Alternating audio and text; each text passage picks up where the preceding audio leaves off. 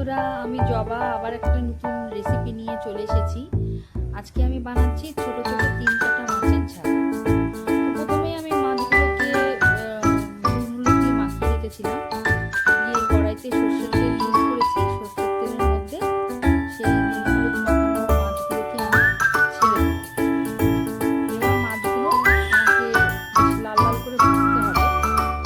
মাছগুলো লাল লাল করে ভাজা হয়ে গেলে দেখতে পাচ্ছ মাছগুলো লাল করে ভাজা হয়ে গেছে। এবার মাছগুলোকে আমি আস্তে আস্তে আস্তে আস্তে তুলে নিচ্ছি। তো এটা একটু পছন্দের রান্না আমার। মাঝে মাঝে আমার ছোট মাছের এই ঝালটা খেতে খুব ইচ্ছে করে, সেই জন্য আমি তোমাদেরকে দেখাচ্ছি। তো মাছগুলো ভাজা হয়ে গেছে, এবার আমি কড়াই থেকে উঠিয়ে নিচ্ছি।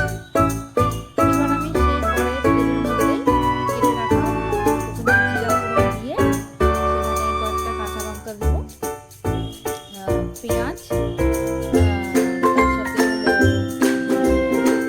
টমেটো কুচি করে রেখেছিলাম, সেই টমেটো কুচি এবং স্বাদ অনুসারে আমি কাঁচা লঙ্কা, আগে বলেছি আমি শুকনো লঙ্কা ইউজ করি না, কাঁচা লঙ্কা দিয়ে রান্না করি। তো আজকে আমি কাঁচা লঙ্কা দিয়ে রান্না করছি। এবার স্বাদ অনুসারে তোমরা একটু হলুদ দেবো এবং লবণ দিয়ে এটাকে কষিয়ে নেবো।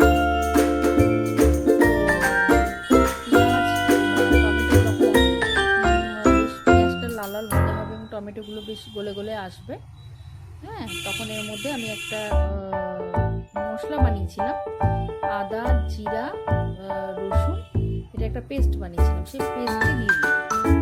এবার সেটিকে দিয়ে ভালো করে কষাতে হবে এবং আমি ডুমো ডুমো করে আলু কেটে রেখেছি, সেই আলুটাকেও আমি এই রান্নাটার মধ্যে আলু দিয়েছি। তোমরা ইচ্ছা করলে আলুটাকে স্কিপও করতে পারো, কিন্তু আমার একটু আলু দিয়ে ভালো লাগে, তো সেই জন্য আমি একটা আলু দিয়েছিলাম, পাতলা পাতলা করে কেটে দিয়েছি।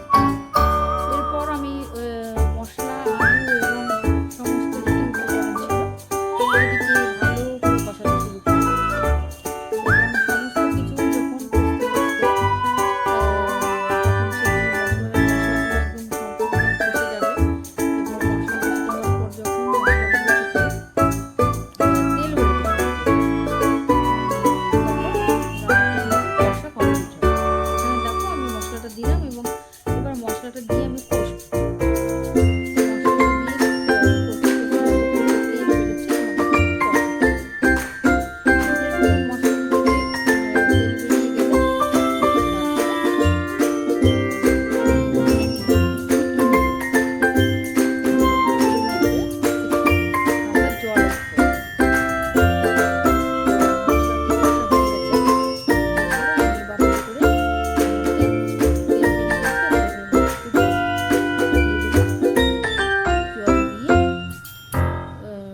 যখন জলটি যখন ফুটে উঠবে আর কি, তো ফুটে ওঠার পর আমি ওই ভেজে রাখা যে মাছগুলো আছে